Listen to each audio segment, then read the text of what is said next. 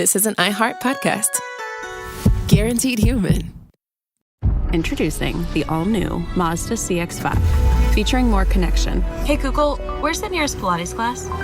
Safety that has your back. More discovery on the scenic routes. More passion in the details. And more control in changing weather. The all-new Mazda CX-5. More to move every side of you.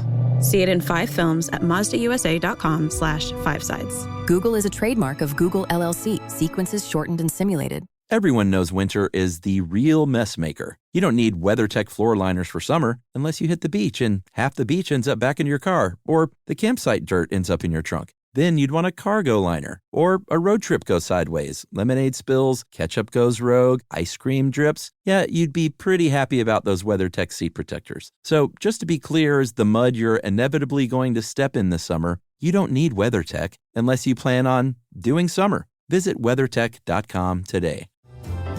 Welcome to Stuff You Should Know from HowStuffWorks.com.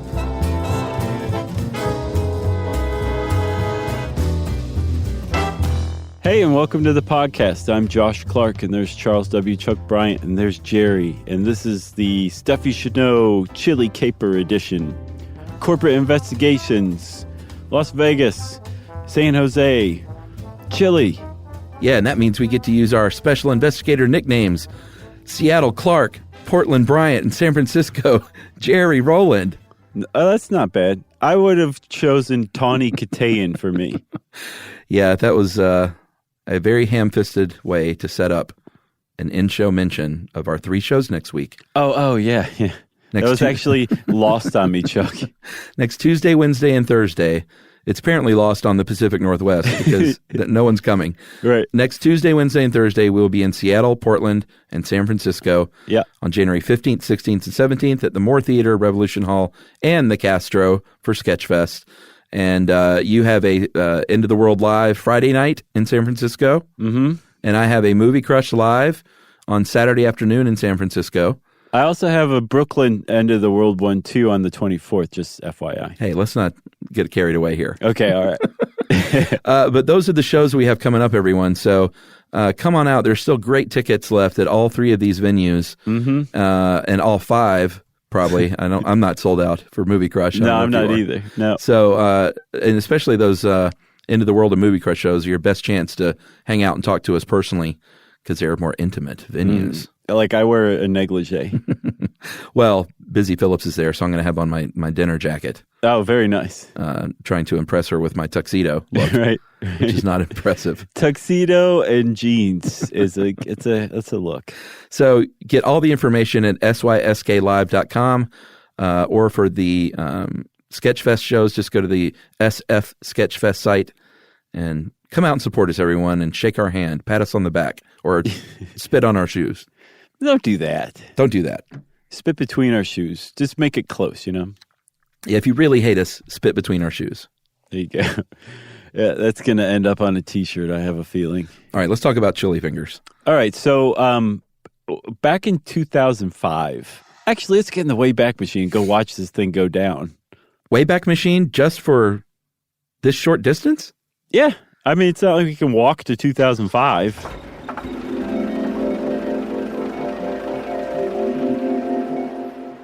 This is actually kind of great, though, because when you're 48 almost, to go back 13 years. I want to go back and do it all over. So all of a sudden, I'm 35, which I thought was old. Yeah. But man, I'd love to be 35 right now. I'm pretty happy with 42, I've got to say. I'm not quite happy with the kind of catcher's mitt that my face is turning into, but everything else I'm pretty glad about.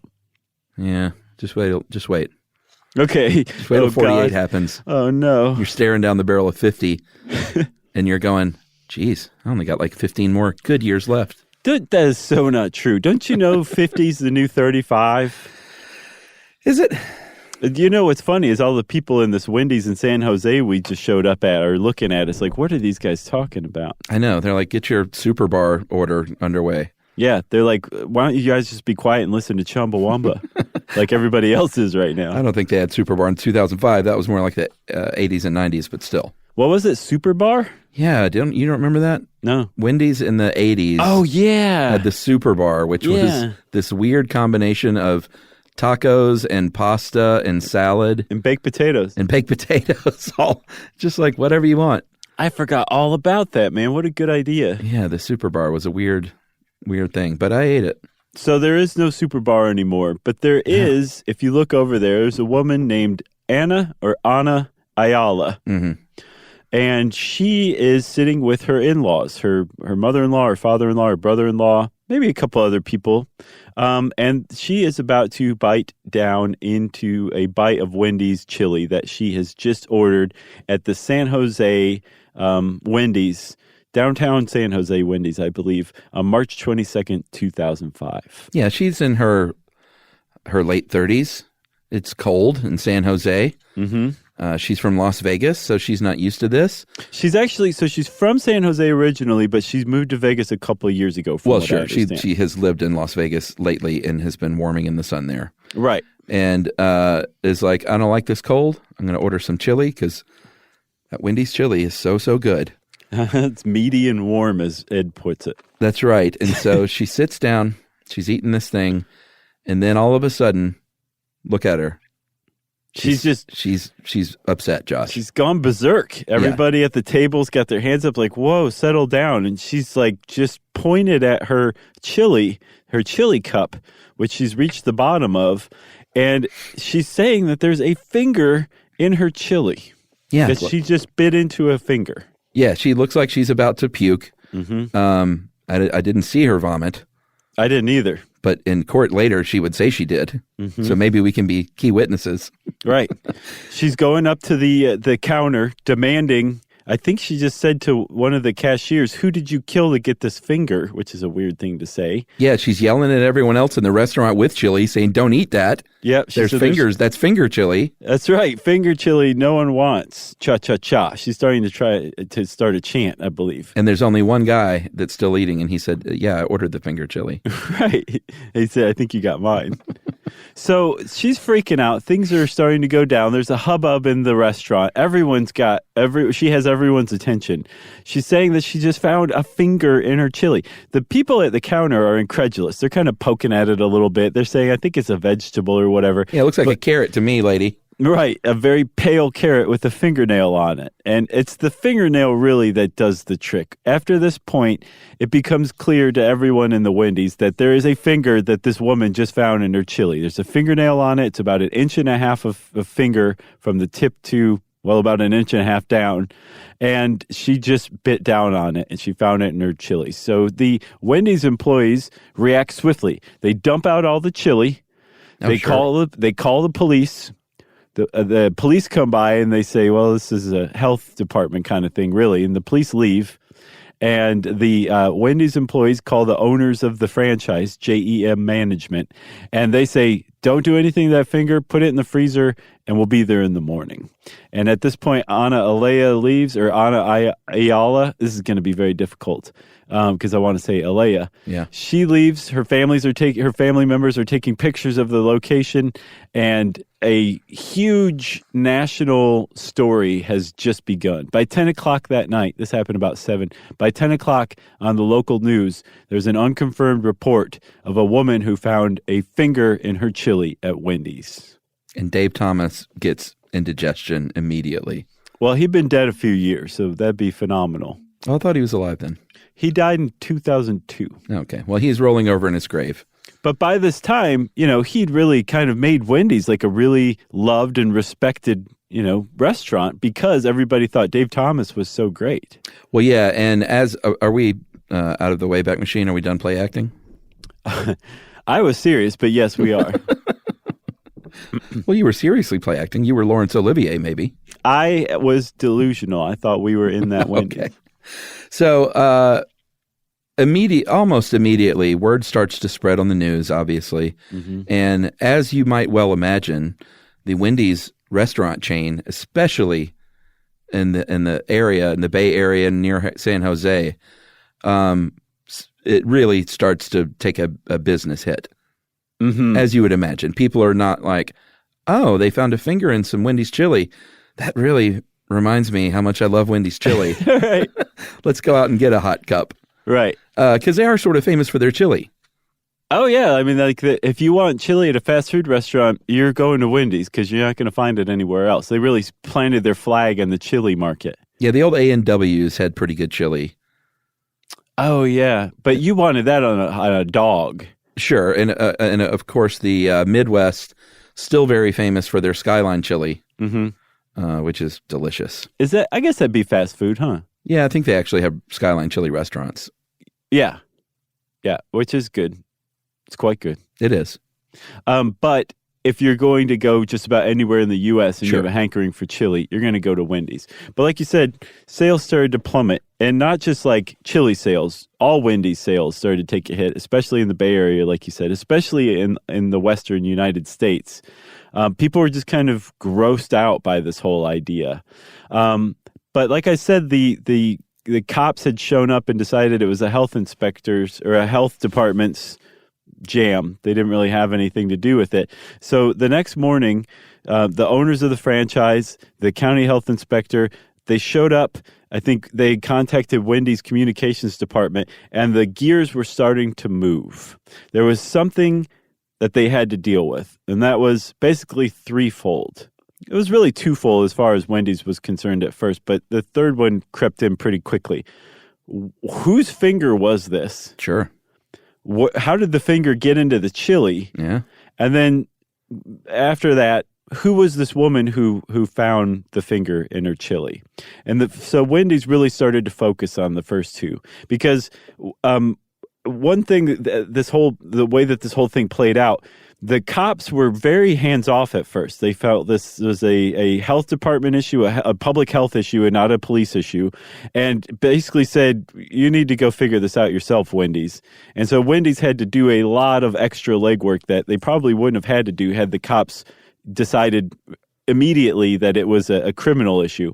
But in the cops' defense, it didn't appear immediately to be a criminal issue. It appeared to be like a woman found a finger in her chili at Wendy's, and that's gross. So go figure it out, Wendy's.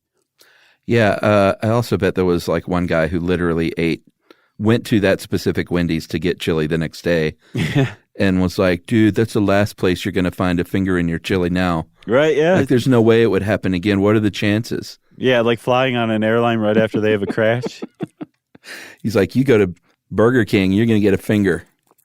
They're going to purposely give you a finger, man. Don't be naive. All right, so did you introduce Police Chief Rob Davis yet? Not yet. All right, so this is the guy, San Jose Police Chief, that would ultimately lead this investigation. Later on, though, after Wendy's did a lot of the initial legwork for him. Yes, he would lead the investigation. Mm-hmm. And he basically was like, I got to find out who this lady is. Because Wendy's, they're operating on the down low here. And this is a sort of and apparently this case is taught in classes now about like how to handle a crisis as a corporation. Yeah, I've seen it criticized. I've also seen it held up as an example of what to do too. Well, I mean, here's what Wendy's can and can't do. What they can do is quietly throw a lot of money at this investigation on their own. Mm-hmm. And then publicly, what they can't do is start to go after this lady and be too sort of dismissive of this finger. Like, there's no way, lady. This lady's nuts. She's whatever. She's after money. Like, you can't do that as a public-facing company. You have to be doing all your due diligence sort of quietly, and they really were. They really were. So how about this, dude? Let's take a break, and then we'll come back and we'll talk about the investigation that Wendy started. How about that? All right.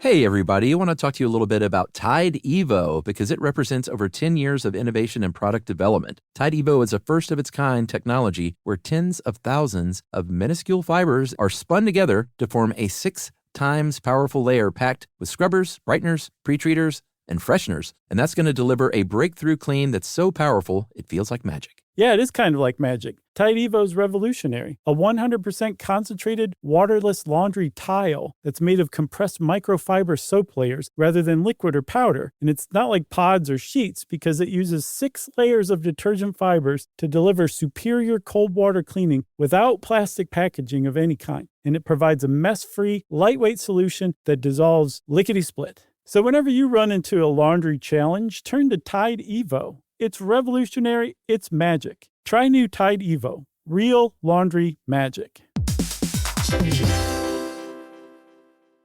Everyone knows winter is the real mess maker. You don't need WeatherTech floor liners for summer unless you hit the beach and half the beach ends up back in your car, or the campsite dirt ends up in your trunk. Then you'd want a cargo liner, or a road trip goes sideways, lemonade spills, ketchup goes rogue, ice cream drips. Yeah, you'd be pretty happy about those WeatherTech seat protectors. So just to be clear, as the mud you're inevitably going to step in this summer, you don't need WeatherTech unless you plan on doing summer. Visit WeatherTech.com today.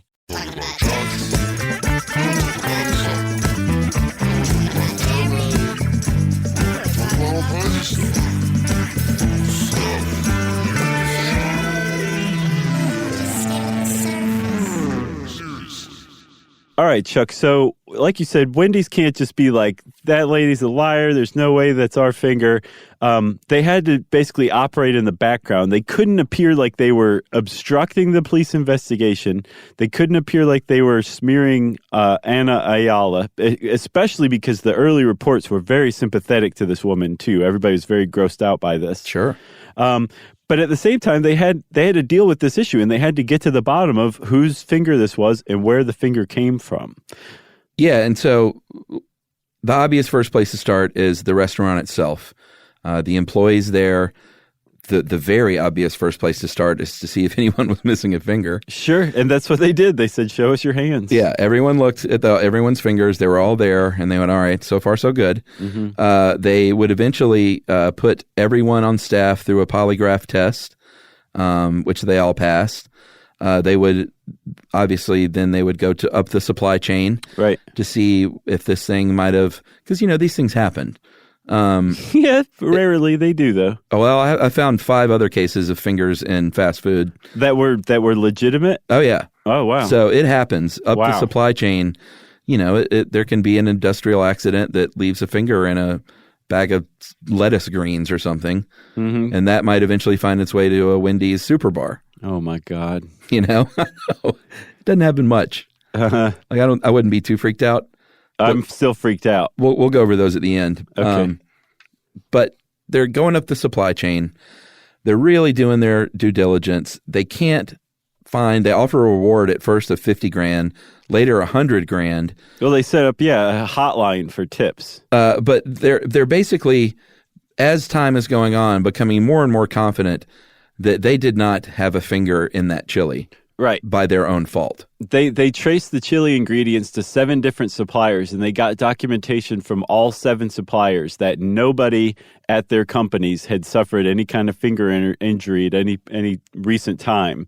And also, like you said, no one at the store, no one at any of the nearby stores had suffered any finger injury, let alone an amputation. And so Wendy's was like, this didn't come from us. This didn't come from inside our store. And they kind of ran a simultaneous forensic investigation as well. They hired a woman named Dr. Lynn Bates, who's the CEO of a company called Alteca out of Manhattan, Kansas. And if you are looking for evidence or study of a body part that was found in food, you go to Dr. Lynn S. Bates and Alteca, because they engage in forensic food microscopy. That's what they do. That's their bread and butter is studying body parts found in food, and she'd been doing it since 1986. So Wendy's went to her and said, "Here is a piece of this finger. Was this finger cooked in this chili? Whose finger is it?" She's like, "I can't tell you whose finger it is, but I can tell you that there is no indication that this finger was cooked for 3 hours in chili at 170 degrees. It just wasn't." So that was a that combined with the Wendy's employer or supplier's employers missing a finger, that told Wendy's everything they needed to know that they were being defrauded. Yeah, and you would think just grab a fingerprint police force, and they weren't able to. They weren't able to. They said if they had found a hand that they could literally look and compare fingerprints, but they didn't get a good enough print off it to do a legitimate database search. Right. They just had to sit around and wait for that hand to show up. Because that thing had been cooking in chili for 3 hours.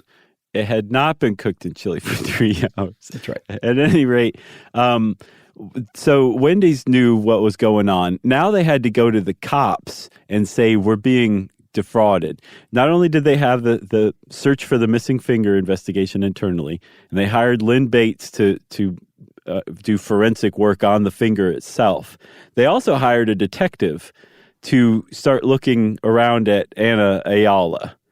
And the detective turned up some very interesting stuff about her. Yeah, he was like, wait a minute. This woman has filed at least 13 civil lawsuits, some against major corporations. And he probably could have stopped there. And Wendy's would have just been like, Dave Thomas from the grave would have said, see there? She's no good.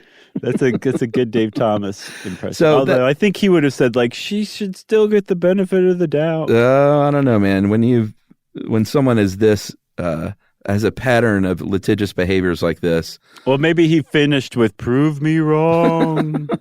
There were a couple of notable ones that it's sort of frustratingly hard to find information. She claimed that she won a $30,000 settlement from El Pollo Loco for medical bills from her daughter getting sick from salmonella. El Pollo Loco has always been on record saying, never happened. We did not give that lady a dime. Right.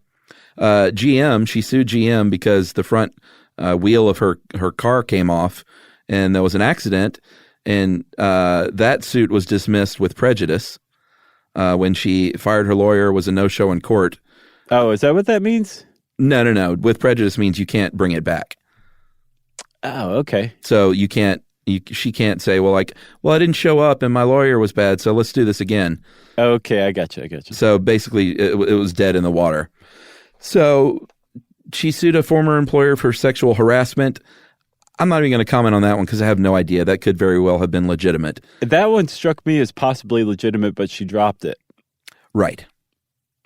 She lawyered up immediately with the chili finger, and everything made Chief Rob Davis very suspicious. And then this guy that lived with her family named Ken Bono, or Bono. What would you say, Bono? I've been saying Bono. It hasn't even occurred to me it could be Bono. Ken Bono? Maybe he's related to Bono. Ken Bono, because the cops are starting to ask questions at this point. They do official investigations. They search her house. She claims that they held a gun to her head, ransacked her home, and abused her daughter, which is quite a charge for a finger chili house investigation. There's a picture of her and her daughter in the driveway talking to a reporter, and her daughter's got her arm in a sling, but the kind of sling you just go buy at the drugstore. Yeah. So this was a guy who Bono lived with their family, and when he's being investigated by the cops, he said that this finger came from our aunt, our deceased aunt. It's her finger. Right, which is a weird thing to say, especially because Anna Alaya said, all of my aunts are alive. I don't know what this guy's talking about, even though he lives in my house. Yeah, what was he? Was he trying to get money? I don't know. That's the part I can't figure out. I couldn't find much on that guy. I don't know what the deal was. I also just saw references to a rumor that the media had been reporting on that it was her dead aunt's finger. So I didn't see how it came from him or what he was trying to do with that, but that was a thing. But that was just kind of like a little side thread that I think also made the cops a little more suspicious too. That's just a weird thing to say, even jokingly. Yeah, but they did actually get, while it didn't lead to the whose finger it was, that tip line did yield some stuff at first, right? So like you said, Wendy set up a tip line, a hotline that you could call in, and what they were looking for specifically ostensibly was whose finger it was. That's what they wanted information, the owner of the finger. But they were taking any and all tips that people called in, and they started out offering 50 grand, like you said. They later upped it to 100 grand. And it started to yield some tips, like pretty much off the bat. I think the San Jose police and Wendy's is funneling this information to the cops as it comes in, like as good tips come in. But two very early on came in. From what the San Jose police said, there were two different people who supposedly did not know each other, who told very similar stories about how Anna Alaya had told them that she was fleecing Wendy's, that all of this was just a fraud for money, to extort money from Wendy's in a lawsuit. So that combined with all the evidence that Wendy's had gathered that the finger had not come from inside their store, all of Anna Ayala's background, all of that put together really turned the tide, not just on the police investigation, but also on the media against Anna Alaya. And she had created a huge media circus around this issue. Like, she went on Good Morning America, and I could not find it. I think Good Morning America just took the video down. They probably just burned it. Because she just went on and lied through her teeth about what had happened, and just pointed at Wendy's and said, like, these guys screwed up, and this is the most disgusting thing that could happen to somebody, and I'm torn up inside about it, and they should pay. On national news about a week after the incident. Yeah, so like you said, this is all playing out pretty quickly. It's all over the news. It's all over late night talk show comedy. Mm-hmm. Just bad joke after bad joke coming out of Jay Leno's mouth. I won't even repeat the one that Ed included. I like the Letterman one. Did you see Letterman's? What was his? He said that she'd been spotted going back at Wendy's and ordering chili again because she was going back to collect all 5. See, that's good. Yeah, you got to give it up for Letterman. What was Leno's? Something about him. They don't. The chili now comes with fingernail clippers. The side of fingernail clippers. And that really just encapsulates the difference between those two men. It does. Although Also, they have their joke writers, but still. The love of cars, I think, is also a big differentiator. Ugh. I don't think Letterman really cares about cars. Shout out to Brian Kiley and Rob Kuttner. Shout out to the mid-'90s Letterman Book of Top 10 list that helped shape me as a human being. Brian and Rob are Conan O'Brien's monologue joke writers and have been for many, many years. Did I tell you, you mean I went to see Conan O'Brien live with Ron Funches and a couple of other people? Yeah, was that good? Do some stand-up. Oh, it was so good. And we actually turned out we were sitting next to a member of the SYSK Army throughout the show. Oh, no way. Yeah, he was like, "Are you Josh and Yumi?" We were like, "Yeah." He was a good guy, good kid. Yumi was like, "I'm Yumi, but that's not Josh." Right. He's like, "Well, that's weird." I'm suspicious now. All right. Where were we? All right. It's all over the news. This is all playing out very fast, but the dragnet is sort of closing in. Thanks to Wendy's investigations, thanks to the cops getting involved. And Miss Ayala is starting to feel the heat. And like anyone who, and I think the cat's out of the bag now, right? I think it was. She put the finger in the chili. Yeah. Anytime someone does something like that, it seems like two things happen. They brag to their friends because they're dummies to begin with. And then that net starts to close and it all starts to fall apart. Right. So her response, and this is a pretty human response, she basically said once the media spotlight went from sympathetic to her to, wait a minute, who are you again? And how do you explain this thing and that thing and all this? She was like, never mind. Yeah, that's basically what she said. She said, I can't handle this media spotlight or anything anymore, so I'm just going to drop my lawsuit against Wendy's and we'll just forget all about this. Yeah. And Wendy's said, no, we're not going to just forget all about this. No, of course not. Let's take a break, shall we? Yeah. We're going to take a break.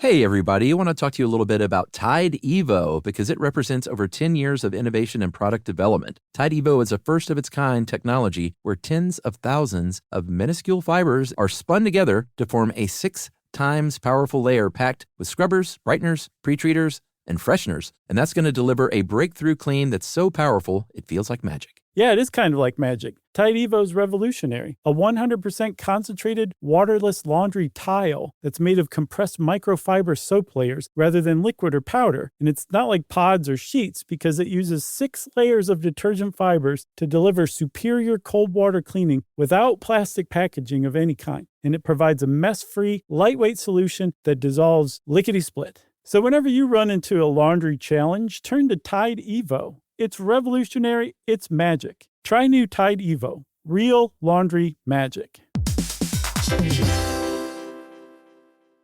Everyone knows winter is the real mess maker. You don't need WeatherTech floor liners for summer unless you hit the beach and half the beach ends up back in your car, or the campsite dirt ends up in your trunk. Then you'd want a cargo liner, or a road trip goes sideways, lemonade spills, ketchup goes rogue, ice cream drips. Yeah, you'd be pretty happy about those WeatherTech seat protectors. So just to be clear, as the mud you're inevitably going to step in this summer, you don't need WeatherTech unless you plan on doing summer. Visit WeatherTech.com today.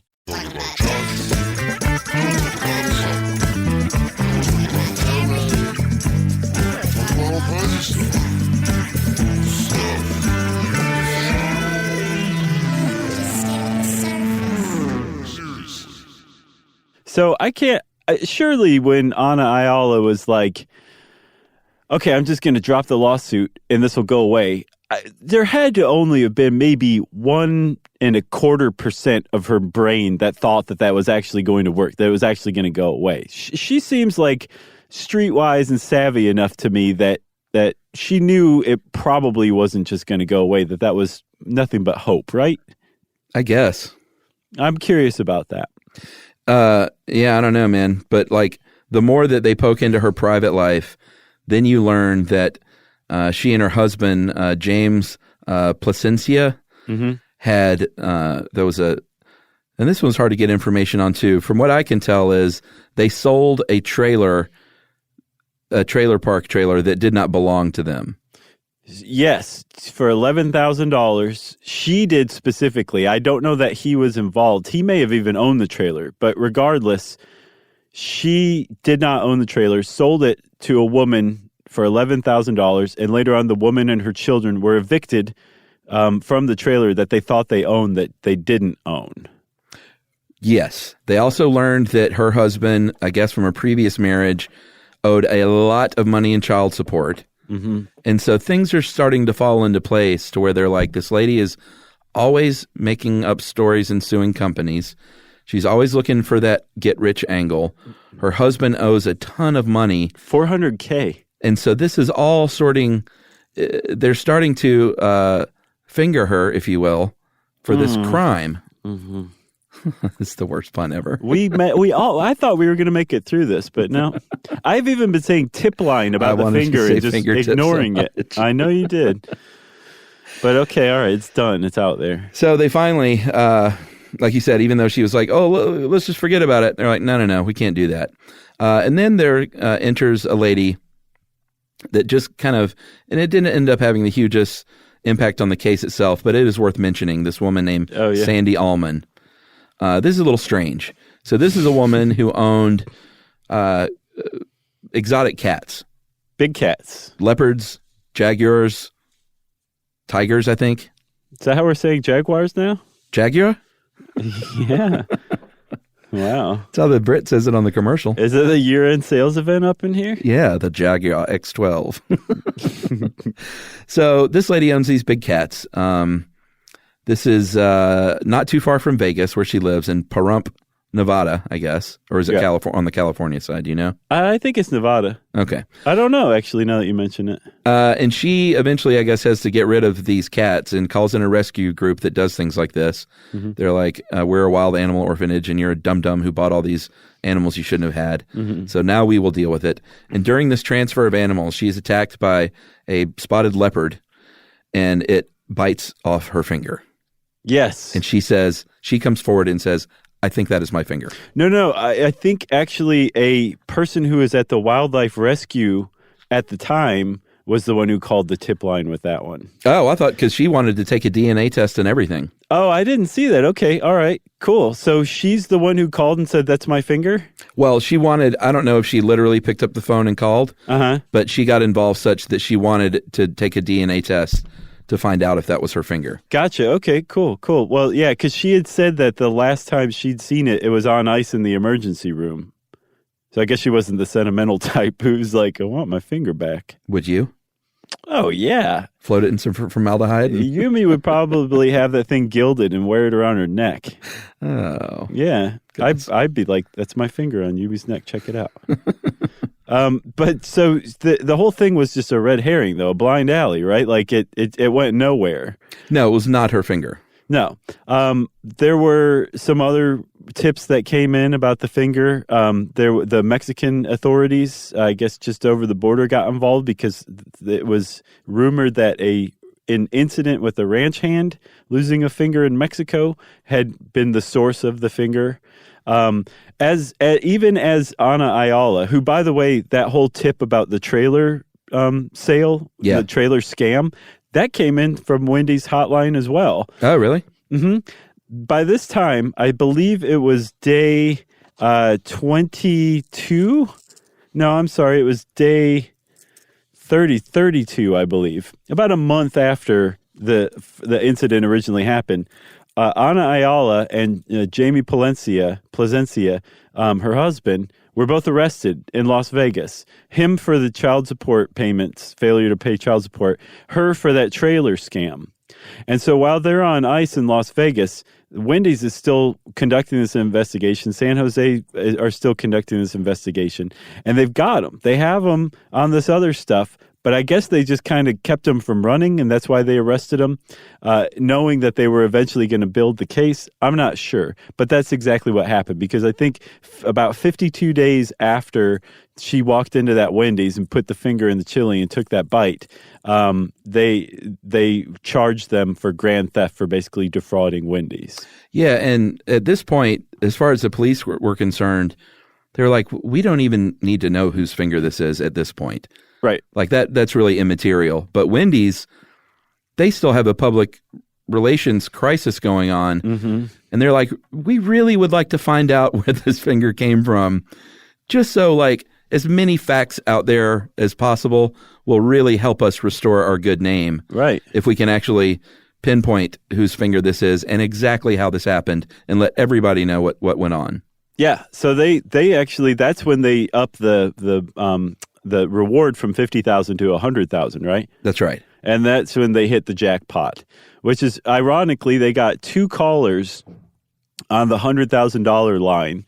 Go ahead, caller. You're on the $100,000 chili finger line. Right. And then for the next 30 seconds, like, hello, am I on? Can you hear me? Yes, you're on. You're on. Go ahead, caller. Go ahead, caller. Am I live right now?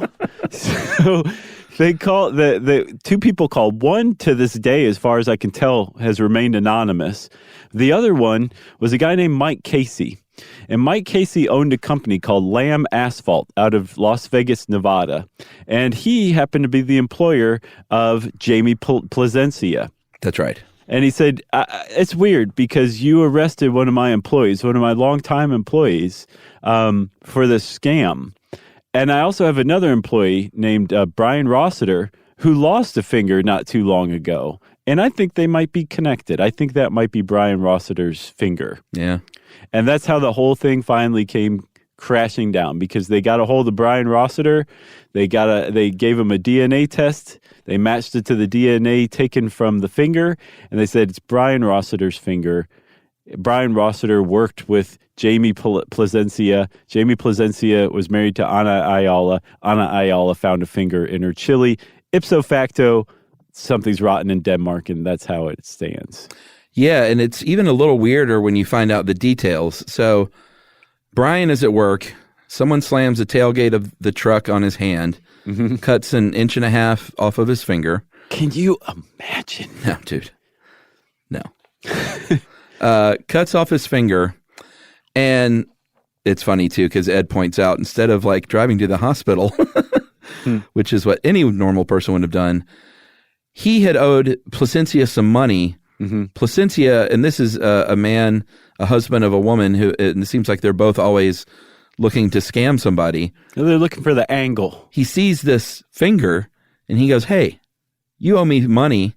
Some people say it was $50. We don't know for sure. I saw 100 almost everywhere. Okay, so let's say it's 100. Okay. He's like, "You give me that finger and we'll just call it square. And not only that, my friend, but if you ever hear about this finger in the news, keep it quiet and I will give you $250,000 at some point in the future." Yep.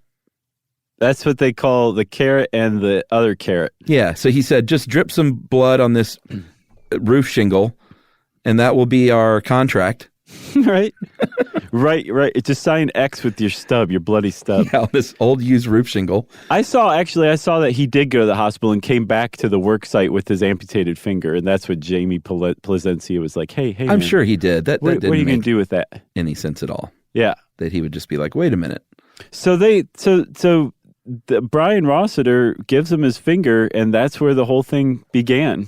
Just a couple months before, right? Yeah, and I think didn't Rossiter himself also call the tip line? I didn't see that anywhere. Okay, I heard he called the tip line himself because he knew at this point he was getting no money out of the scam, so he thought, let me try and get this $100,000 at least. Right. And Wendy's never would cop to whether or not he got any tip line money. Right. And so Mike Casey, the guy who from everything that it seems he was innocent of this, he just happened to put two and two together because he knew the guys. He said originally, hey, my asphalt company maintains the lots of a few Wendy's around here, and they've always been good to me, so I wanted to help out. That was an article in May. An article in September is Mike Casey saying, Wendy's never paid me that money for the hotline. So I don't know if he ever got it, but from what I saw, he was going to have to split it with the one other anonymous caller. I don't know if that was Brian Rossiter or not. Maybe Brian Rossiter was scared that Jamie Placencia might do something if he found out that he had tipped him off or what. But supposedly Mike Casey and this anonymous caller were going to split that $100,000. So whether Wendy's actually pay that money or not, that remains to be seen. I don't know. I didn't see that anywhere. Well, in the end, Ayala and her husband, she got sentenced to 9 years. Mm-hmm. He got sentenced to 12 because I think they piled on him for the probably child support, right? Or was it the trailer scam? Yeah, he got 3 1/3 years for the child support thing. Oh, okay. I don't know how long he actually served. I think she only served about 4 of that 9. Mm-hmm. She later revealed some more details, including that she did cook the finger. Yeah. So apparently it wasn't a raw finger, nor though was it cooked in 170-degree chili for 3 hours. Right. But it was cooked a little bit. I think she just literally probably put it in a pan and was thinking like, oh, wait a minute. I bet they didn't think I would think of this. Right.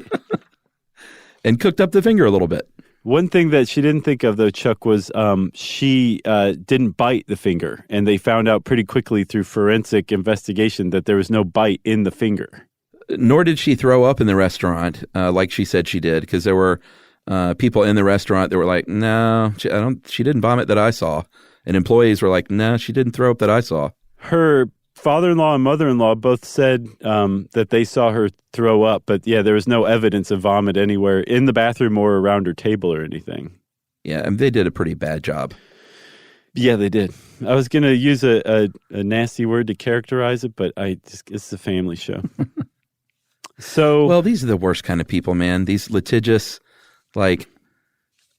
just like work for your money, man. Going around suing corporations. I know. So mad. Wendy supposedly lost $2.5 million in verifiable lost money. They had to cut people's hours. This is another thing that kind of gets left off a lot. They had to cut the hours of the employees in the Bay Area in particular because there was such little foot traffic coming through their stores. So when they were convicted and sentenced, Jamie Placencia and Anna Alaya were sentenced to pay back $170,000 plus in lost wages to the Wendy's employees. Oh, and they were also ordered to pay $500,000 to JEM Management, who owned the Wendy's, and then like another substantial amount to Wendy's if they ever profited from the crime. Man, bad people. She was banned from Wendy's, which I don't know how you enforce that. Yeah, I was wondering that myself, actually. It seems like I don't know if there's every Wendy's has a picture of her or something like that. I know at sports stadiums they do that when people are banned, and that is a little more enforceable because like you can literally just have everyone be aware of that person that's like checking tickets and things, but you can't. How can you keep someone from coming into any Wendy's anywhere? I don't know. They can try at least. They can send a message by saying, you can't come here any longer. Arby's, 2 fingers, 2004, 2012. No. Kohl's frozen custard in Wilmington, North Carolina, finger, 2005. Oh, man. TGI Fridays hamburger had a finger in 2006. Wow. And those were all verified, and they found, it was in the supply chain, like someone lost a finger and it got mixed in, and it's very unfortunate. I'm sure there were quiet settlements on those. I'm sure, too. It's bizarre. I had no idea that happened. I thought it was almost always either a case of mistaken identity or a hoax. I didn't realize that actually really happened, Oh, yeah. Well, that's the Wendy's chili finger caper. If you ever wanted to know about it, now you do. And we're glad that you do. We're glad we were the ones that told you. If you want to know more about it, go read contemporary articles at the time. It's awesome just to see something like that unfold. It's so cool. And since I said that, it's time for listener mail. And hey, shout out to Wendy's. I'm sure, I don't know if they like people still talking about this or not, but they did not put a finger in anyone's chili. Yeah, good Just point. want to make that clear. Good point. All right, I'm going to call this Adidas Puma. Hey guys, just finished listening to the feud between Adi and Rudi Dassler. Wanted to say I really enjoyed it. My dad is actually from Herzogenaurach. We were an Adidas family through and through, and my godmother, Aunt Helga, worked for Adidas as an administrative assistant for years. In addition to this, I almost jumped out of my seat when you mentioned the mayor of Herzo. You spoke of Dr. German Hacker and how he reffed a soccer match wearing one Adidas shoe and one Puma. My uncle Hans was the mayor right before Hacker was. Oh, cool. Yeah, I knew you wouldn't be referring to him because he wouldn't have been caught dead in even one Puma because of my aunt's work at the opposing shop. I didn't wear Puma gear myself until I was grown and could buy it myself, and my entire German family called me a traitor. And this was in the early 2000s, so the tension is still real. Wow. I'm sure it was lighthearted. At least I hope it was. Okay. In any case, I just want to let you know your research was spot on. Really love hearing about something I knew a little bit about. By the way, I also use your show in my classroom teaching 12th grade government and civics, and the kids love it. Nice. So shout out to Jennifer Wessner Gageau at Thompson Stations, Tennessee, and your senior government class. Well, thank you, Ms. Gageau and class. That's probably not pronounced right. Gaucho? I have no idea. Gaucho Genev? Yeah. Gancho Genev, that's what it is. If you want to get in touch with us to say hi about an old episode or for whatever reason, you can go on to stuffyoushouldknow.com, check out our social media links, and you can also send us an email to stuffpodcast@howstuffworks.com. For more on this and thousands of other topics, visit howstuffworks.com.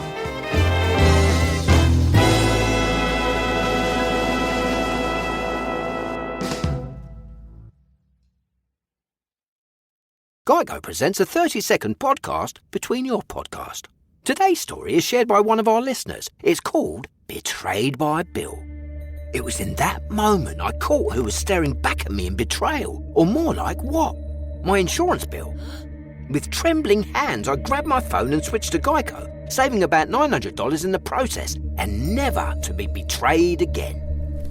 Now that was bloody riveting. It feels good when the story ends with savings. It feels good to Geico. Mom, can I have Lingo Kids? Dad, Lingo Kids, please! When did we become the Lingo Kids house? No idea. Last week it was dinosaurs. This week it's... Lingo Kids! Kids! Why Lingo Kids? Because it's the best thing ever. We can play games with astronauts, wild animals, and superheroes. With more than 4,000 interactive games, songs, and shows, Lingo Kids is the #1 entertainment platform for young kids. So, no dinosaurs? And dinosaurs. Lingo Kids! Everything kids love. Download it for free. This is an iHeart podcast. Guaranteed human.